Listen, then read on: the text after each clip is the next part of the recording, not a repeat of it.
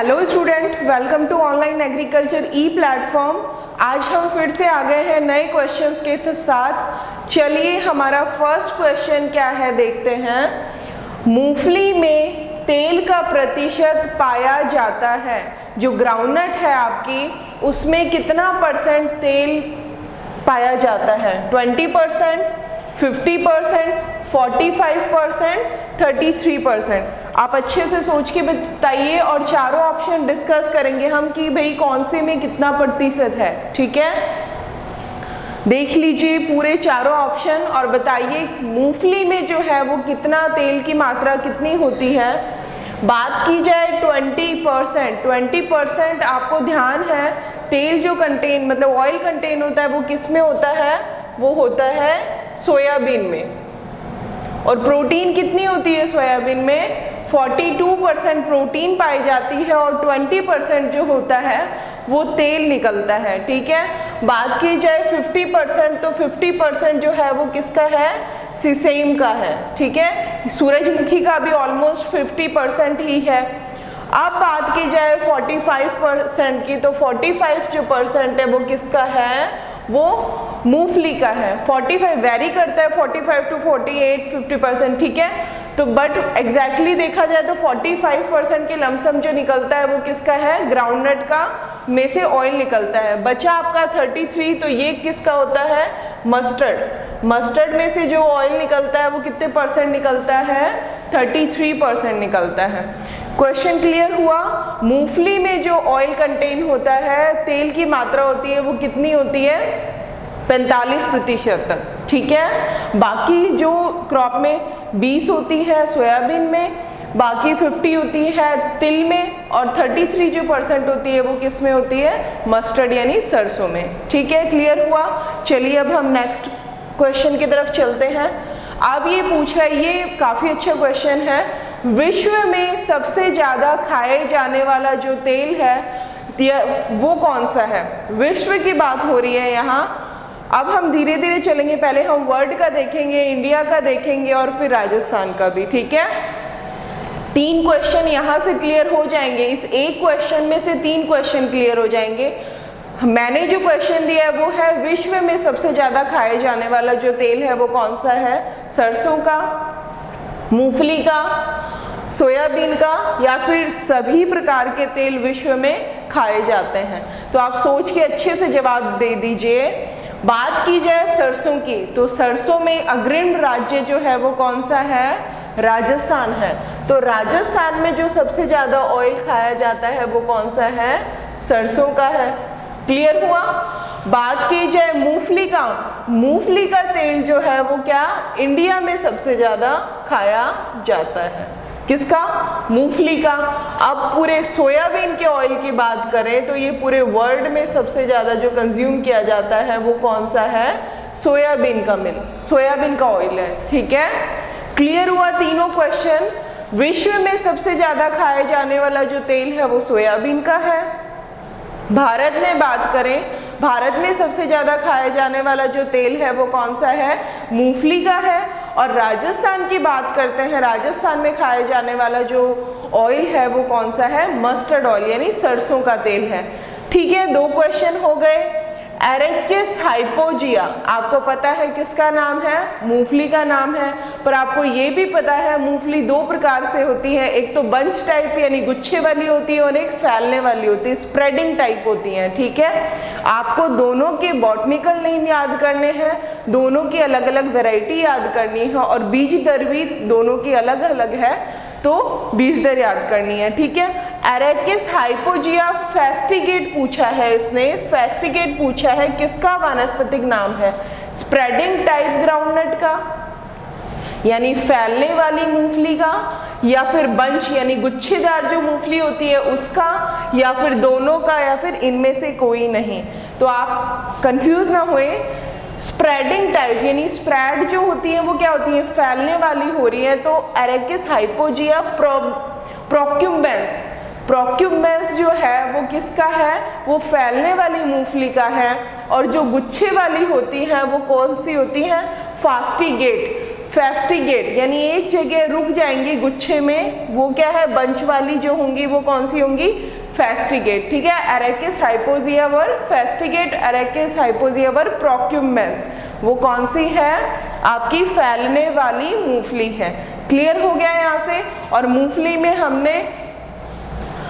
में हमने क्या पढ़ा कि हमारा जो भारत है उसमें सबसे ज़्यादा जो खाए जाने वाला तेल है वो कौन सा है, मूंगफली का है। ठीक है, मूंगफली को किन किन नामों से जाना जाता है हमने पहले पढ़ा था। इसको अर्थ नट बोलते हैं क्योंकि इसका जो फॉर्मेशन हो रहा है वो मिट्टी की मृदा के नीचे होता है। पीनट बोला जाता है, छिलका उतारने के बाद पीनट बोला जाता है। मंकी नट इसे बोला जाता है। ठीक है, एंड ग्राउंड नट।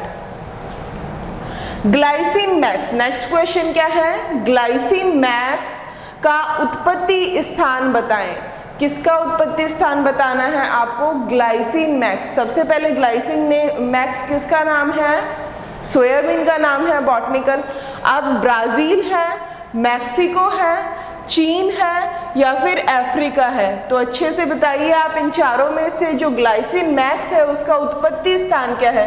ये एग्जाम में बार बार पूछे गए प्रश्न हैं और चारों हम ऑप्शन से याद करते हैं तो हमारे बहुत सारे, इन 10 क्वेश्चन में बहुत सारे क्वेश्चन क्लियर हो जाते हैं। चारों ऑप्शन को डिस्कस करते हैं, अप्रोक्सीमेट 30 to 40 क्वेश्चन हमारे वैसे ही क्लियर हो जाते हैं। बात की जाए ब्राजील आप बताइए किसका ओरिजिन है, किसका है, मूंगफली का। ठीक है, मूंगफली का जो उत्पत्ति स्थान है वो क्या है, ब्राजील है। मैक्सिको किसका है, सूरजमुखी का। ठीक है, और जो अफ्रीका है, जो चीन है, वो किसका है, बचा किसका है, सोयाबीन। और जो अफ्रीका है वो किसका है, ये है तिल का।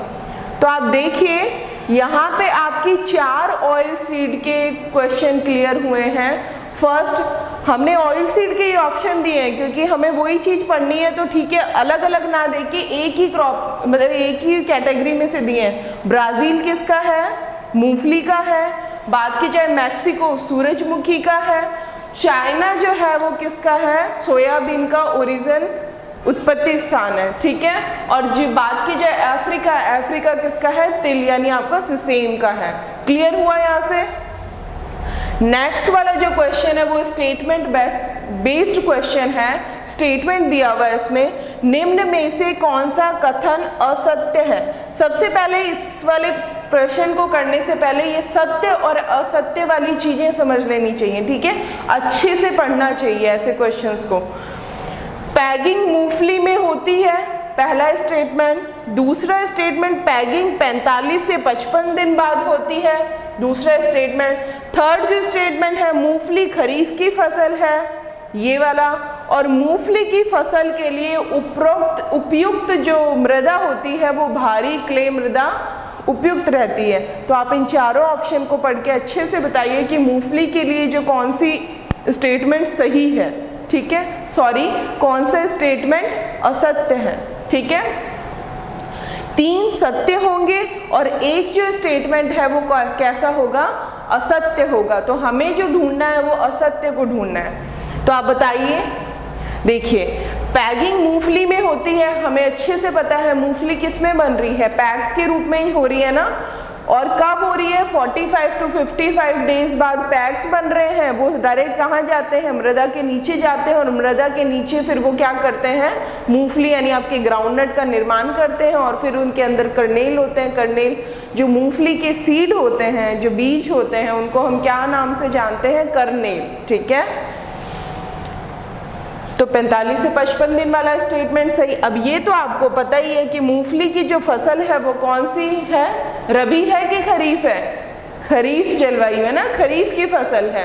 अब तो स्टेटमेंट क्या बोल रहे हैं, मूंगफली की फसल के लिए उपयुक्त जो मृदा है वो भारी क्ले, जी नहीं, ये जो स्टेटमेंट है ये बिल्कुल सरासर गलत है। मूंगफली के लिए भारी मृदा, तो आपको एक क्वेश्चन यहाँ से ये अच्छी तरीके से याद करना है कि मूंगफली के लिए बाकी सारी सॉइल्स में हो जाएंगी, सैंडी लोम, भुरभुरी जो बलुई दोमट मृदा है वो सही है, भुरभुरी सैंडी सॉइल सही है, बट भारी क्ले मृदा इसके लिए बिल्कुल भी सुटेबल नहीं है। क्योंकि आप सोचिए क्ले सॉइल कैसी होती है, कॉम्पैक्ट सॉइल होती है ना, और मूंगफली कहाँ होती है, मृदा के नीचे होती है। तो मूंगफली को क्या चाहिए, भुरभुरापन चाहिए, कॉम्पैक्टनेस नहीं चाहिए, क्योंकि जब पैक्स नीचे जाएंगे बड़े सॉफ्ट होते हैं, है ना, तो वो तो पेनिट्रेट ही नहीं हो पाएंगे, और वो जब मृदा में नहीं जाएंगे तो मूंगफली का निर्माण कहाँ होगा। ठीक है, तो इसके लिए जो होती है भारी मृदा और क्ले मृदा, भारी क्ले सॉइल तो बिल्कुल भी नहीं चाहिए। ठीक है, तो आपके ये सारे क्लियर हो गए। चलिए अब हमारा अगला प्रश्न है कार्थेमस टिंक्टोरियस का कुल बताएं। इसका जो ओरिजिन है कार्थेमस टिंक्टोरियस का वो बताना है। सबसे पहले हम इसका नाम जान लेते हैं। कार्थेमस जो टिंक्टोरियस है वो कौन सी फसल का वानस्पतिक नाम है। तो आप देखिए ये किसका नाम है, कुसुम का, जिसे आप क्या बोलते हैं, सैफफ्लावर। ठीक है, सैफफ्लावर का बॉटनिकल नेम क्या है, कार्थेमस टिंक्टोरियस। अब हम इसके कुल को ढूंढते हैं। चलिए एलिएसी, एलिएसी में अनियन गार्लिक वगैरह आते हैं, नहीं जी। पेडिलिएसी, पेडिलिएसी किसका है बताइए, तिल का है। पेडिलिएसी कुल किसका है, तिल का है। बचा है कंपोजिटी और एस्ट्रेसी। जी हाँ, जो आपका सैफफ्लावर है वो कौन से फैमिली से, कौन से परिवार का सदस्य है, कंपोजिटी और एस्ट्रेसी। ठीक है, याद हो गया आपको अच्छे से जी। नेक्स्ट क्वेश्चन वापस स्टेटमेंट वाला क्वेश्चन है, निम्न में से कौन सा कथन सत्य नहीं है। यानी कौन सा कथन ढूंढना है आपको, असत्य कथन ढूंढना है। ठीक है, तो डायरेक्ट असत्य भी लिख सकते हैं और सत्य नहीं है ये वाला भी बोल सकते हैं। ठीक है, चने में नीपिंग की क्रिया करते हैं, बताइए सत्य है या असत्य, बोलते जाइए साथ में। गन्ने में गिनिंग की क्रिया करते हैं, बताइए क्या है। ज्वार की CSH1 प्रथम संकर किस्म है। देखिए कपास में गॉसिपोल तत्व पाया जाता है। ये 4 स्टेटमेंट आपको दिए हुए हैं। अगर आपको चारों के बारे में अच्छे से पता है तो आप आंसर फटाक से इसी पिक कर देंगे, और अगर थोड़ा बहुत भी कंफ्यूजन है तो थोड़ी दिक्कत आएगी। ठीक है, बात की जाए चने में निपिंग की क्रिया, निपिंग की क्रिया चने से बिल्कुल संबंधित है। निपिंग वर्ड आते ही हमें क्या याद आता है, चना, ग्राम, चिकपी, है ना, याद आता है। निपिंग की क्रिया हम बार बार पढ़ते हैं। प्लांट का जो ऊपर वाला एपिकल डोमिनेंस वाला जो पोर्शन है, एपिकल शूट्स हैं, उनको रिमूव कर दिया जाता है ताकि जो लेटरल ब्रांचेस हैं साइड वाली, उनका फॉर्मेशन अच्छा हो, क्योंकि पोर्ट्स जो बनते हैं वो लेटरल ब्रांच पे ही बनते हैं, और ज़्यादा फ्लावर और पोर्ट बनेंगे तो ज़्यादा फ्रूटिंग होगी। ठीक है, तो निपिंग की क्रिया तो बिल्कुल किससे संबंधित है, चने से संबंधित है। गन्ने में गिनिंग की क्रिया की जाती है। अब हमने इससे पहले वाले वीडियो में ही देखा है गिनिंग प्रतिशत किसका था, वो कपास का था, है ना।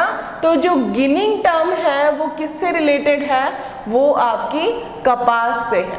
ठीक है, गिनिंग की जो प्रोसेस है, और आपको पता है कपास में कितना % गिनिंग होता है, 33%। और हमने पहले भी पढ़ा था ये है क्या, कि weight of lint upon weight of seed cotton. ठीक है, LSC करके मैंने आपको बताया था, वेट और इनटू मल्टीप्लाई बाय 100। ठीक है, क्या था इसका, वेट ऑफ लिंट और weight of seed cotton multiply 100। ठीक है, ये इसका फॉर्मूला होता है। यानी आपके रेशे का भार और बिनोला, जिसे आप सीड कॉटन बोलते हैं, उसमें सीड और लिंट दोनों होते हैं, बिनोले और इनटू 100, उससे जो प्रतिशत निकलेगा वो क्या है, वो गिनिंग परसेंटेज है। ठीक है, ओके। और ये गन्ने में, जी हाँ, गन्ने में नहीं किया जाता, ये किस में किया जाता है, कपास में किया जाता है। क्लियर हुआ। चले नेक्स्ट स्टेटमेंट, ज्वार की CSH1 जो है वो प्रथम संकर किस्म है। तो ये स्टेटमेंट बिल्कुल सही है। ज्वार की जो CSH1 है वो प्रथम संकर किस्म है। ठीक है, 1964 में डेवलप्ड हुई थी। कपास में गॉसिपोल तत्व पाया जाता है। जी हाँ, कपास में आपको पता है गॉसिपियम स्पीसीज है इसकी। कपास में जो तत्व पाया जाता है वो कौन सा होता है, गॉसिपोल होता है। अब अगर आपको इसका आंसर देना होगा तो आपका आंसर क्लियर है। अभी आंसर क्या होगा, आंसर ब। ठीक है, सेकंड नंबर का जो आंसर है वो सही होगा, क्योंकि हमें कौन सा कथन ढूंढना था, असत्य कथन ढूंढना था, और असत्य कथन ये वाला है। क्लियर हुआ? चलिए, वारालक्ष्मी, लक्ष्मी और H4 हाइब्रिड 4 किसकी किस्म है? तो ये तो लक्ष्मी नाम याद आते ही आपको पता है हमारी फेमस जो कैश क्रॉप है वो कौन सी है? कॉटन है। ठीक है, तो लक्ष्मी, वारालक्ष्मी, H4 और लक्ष्मी, ठीक है, धन लक्ष्मी, ये जो सारी जो वैरायटी है वो किसकी है? वो कपास से रिलेटेड है। अब हम अगले क्वेश्चन की तरफ चल। अब हमारा अगला प्रश्न है 9 नंबर का, अरहर का जो उखटा रोग है उसका रोग कारक क्या है, रोग जनक क्या है? ये दोनों क्वेश्चन बड़े इंपॉर्टेंट हैं, एग्जाम में काफ़ी बार पूछे जाते हैं और हम काफ़ी कंफ्यूज हो जाते हैं। बात की जाए सर्कोस्पोरा पर्सोनाटा ऑप्शन है, अल्टरनेरिया सोलेनाई ऑप्शन है, फ्यूजेरियम ऑक्सिस्फोरम है, या मैलेडोगाइनी जवानिका है। आप अच्छे से इन आंसरों को देखिए, इन ऑप्शनों को देखिए और फिर हम आंसर की तरफ चलते हैं। सर्कोस्पोरा पर्सोनाटा क्या है? Cercospora पर्सोनाटा, Alternaria solani. देखो, सर्कोस्पोरा पर्सोनाटा किसका है? ये है आपका मूंगफली का पछेती। ठीक है, मूंगफली का क्या है? टिक्का। ठीक है, पछेती टिक्का है, लेट टिक्का है, लेट टिक्का। डिजीज ऑफ किसका? ग्राउंडनट। और एरेचिटिक, सर्कोस्पोरा एरेचिटिकोला वो अर्ली है ना, अर्ली टिक्का है। बात की जाए अल्टरनेरिया सोलेनाई, तो अल्टरनेरिया सोलेनाई का आपको क्या पता है? आलू का अगेती झुलसा रोग है। ये कौन सा है? आलू का अगेती, क्या है? अगेती झुलसा रोग। ठीक है, बात की जाए फ्यूजेरियम ऑक्सिस्फोरम की, तो अरहर का जो विल्ट लगता है ये फंगस है, यानी ये क्या है? फंगस, कवक। ठीक है, इसकी वजह से क्या होता है? विल्ट, और वो भी किसका? अरहर का, रेड ग्राम का, तुर का। ठीक है, इसका जो विल्ट है वो कौन सा है? क्या नाम है? फ्यूजेरियम ऑक्सिस्फोरम। और जो मैलेडोगाइनी है ये क्या होता है? ये निमेटोड है। क्या है? निमेटोड, यानी सूत्रकर्मी। क्लियर हो गया? सर्कोस्पोरा पर्सोनेटा क्या था? Late tikka, disease of groundnut. और जो अल्टरनेटा सोलेनाई है वो क्या है? आलू का अगेती झुलसा है। और जो हमारा आंसर है वो है फ्यूजेरियम ऑक्सीस्पोरम। ठीक है, हमारा 10 नंबर वाला क्वेश्चन है। अब चलते हैं, बाजरे का जो कंडवा रोग है उसका रोग कारक बताइए। बहुत इंपॉर्टेंट क्वेश्चन है ये। सबसे पहले स्क्लेरोस्पोरा ग्रामिनिकोला, अस्टिलेगो होर्डाई, टोलिपोस्पोरियम पेनिसिलेरी, और बात की जाए पेरिकुलेरिया ओराइजी। तो आप ये पीछे देख रहे हैं, ओराइजी वाला धान का हो सकता है, होर्डियम वाला जौ का हो सकता है, और ग्रेमिनिकोलो वाला गेहूं का हो सकता है। और जो आपको पेनिसिलेरी दिख रहा है ये किसका? बाजरे का नाम क्या है? पेनिसिलिन ग्लूकम है ना। तो देखिए, थोड़ा सा लिंक करके चलते हैं। स्क्लेरोस्पोरा ग्रामिनिकोला किसका है? गेहूं का हरित बाली रोग है ना, गेहूं का हरित बाली रोग। ये इसका कॉजल ऑर्गेनिज्म क्या है? सर्कोस्पोरा ग्रामिनिकोला। बात की जाए अस्टिलेगो होर्डाई, तो अस्टिलेगो होर्डाई किसका था? जौ का अनावर्त कंडवा जो रोग है, यानी क्या है? जौ का अनावृत कंडवा रोग। ठीक है, उसका जो कारक है वो कौन सा है? अस्टिलेगो होर्डाई है। बात की जाए टोलिस्पोरियम पेनिसिलियम और किसकी? पेरिकुलेरिया ओराइजी की, तो पेरिकुलेरिया ओराइजी आप देखिए किसका है? धान का ब्लास्ट। किसका है? धान का blast, blast disease of rice. तो हमारे पास जो ऑप्शन बचता है वो क्या है? वो ऑप्शन है आपका राइट आंसर क्या है? टोलिपोस्पोरियम और पेनिसिलेरी। ये जो है ये किसका है? ये सॉइल और सीड बोर्न दोनों है, फंगस है और बहुत भयंकर नुकसान पहुंचाती है आपके बाजरे की फसल में, बाजरे का कंडवा रोग बोलते हैं। ये हमारे आज के कुछ इंपॉर्टेंट क्वेश्चन थे। होप सो आपको अच्छे लगे होंगे, है ना। आप इन्हें अच्छे से नोट डाउन कीजिए और अच्छे से पढ़ाई कीजिए। Thank you so much.